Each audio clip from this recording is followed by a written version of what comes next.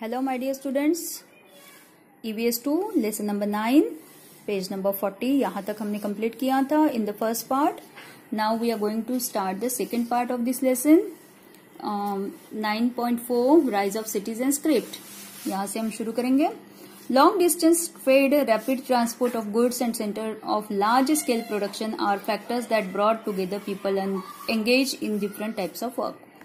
अब ये जो लॉन्ग डिस्टेंस का ट्रेडिंग शुरू हो गया, व्यापार शुरू हो गया और बहुत ज्यादा चीजें ट्रांसपोर्ट होने लगी, गुड्स यानी जो भी चीजें वो ट्रांसपोर्ट करते थे वो, और centre of large scale productions are factors that brought together people engage in different types of work.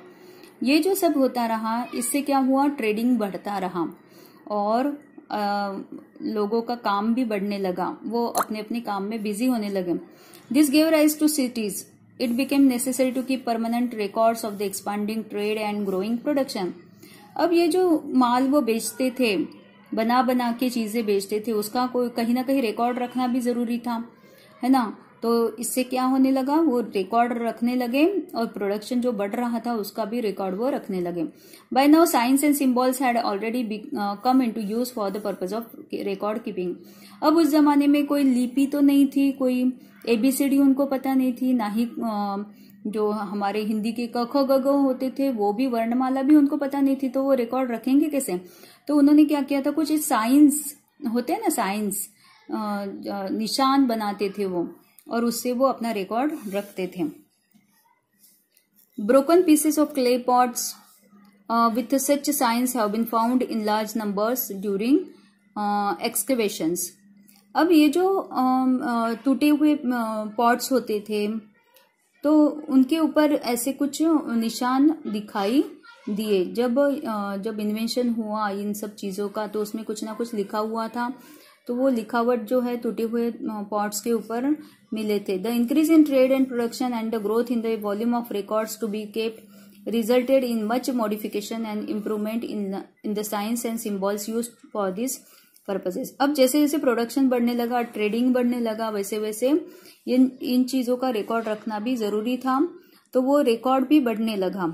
In this way each culture developed its own script. और इस तरह से लोगों ने अपनी स्क्रिप्ट बनाना शुरू कर दिया. स्क्रिप्ट यानी लिखने के लिए जो सिंबल्स यूज होते हैं उसे बोलते हैं स्क्रिप्ट. तो जो भी लिखा हुआ था वो, जो भी रिकॉर्ड रहता था वो लिख के रखते थे. ओके, यहाँ पे देखिए ये गाड़ी है ना, कार्ट वगैरह दिख रहे हैं ना, ये इस तरह के कार्ट हुआ करते थे. यहाँ पे पॉट भी दिख रहे हैं आपको. इन पॉट के ऊपर कुछ साइंस एंड सिंबल्स आपको दिखाई दे रहे हैं, तो इससे कुछ पता चलता था. उनके ट्रेडिंग का ये तरीका था और रिकॉर्ड रखने का ये तरीका था. इसके ऊपर कुछ ना कुछ लिखा हुआ है जो हमें समझ में नहीं आ रहा है, वो उनकी लिपि थी. ठीक है. Social organizations in the ancient cities. It is true that that rise in trade had been the major factor that contributed to the emergence and development of cities. ये जो ट्रेड बढ़ता गया उससे क्या हुआ कि सिटीज डेवलप होने लगी, यानी शहर में जो मतलब जो ट्रेडिंग की जगह होती थी वो शहर में बदलने लगी. However, the culture of those cities had its roots in the culture of village settlements of the new Stone Age. अब ये जो सिटीज बनने लगी उसका रूट कौन सा था, विलेज ही था, क्योंकि ये लोग विलेज से ही आए थे पहले.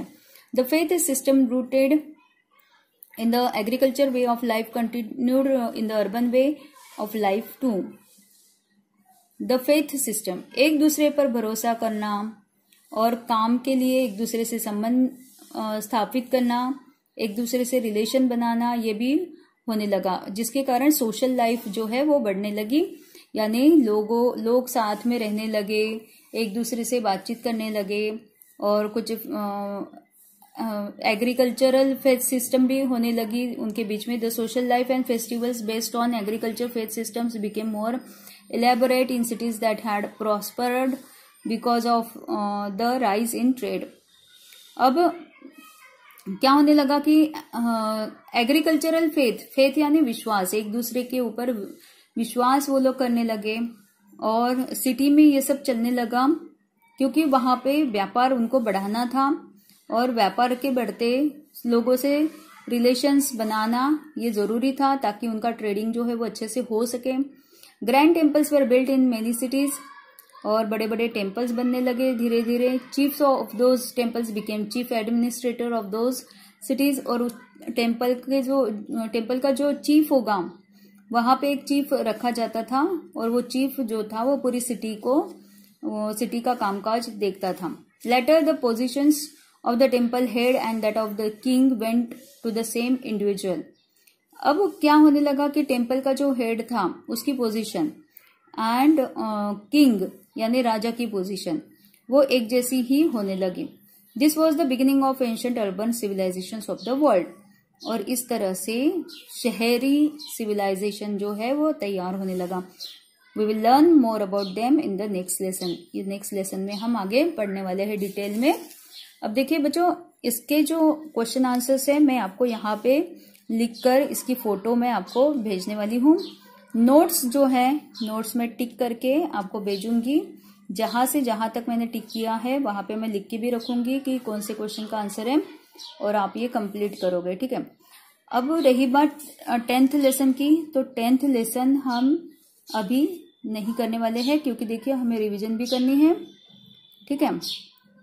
तो यहाँ तक ये सेकंड पार्ट में खत्म करती हूँ। क्वेश्चन आंसर्स मैं आपको बाद में भेजूंगी। Is that clear? Thank you, have a nice day.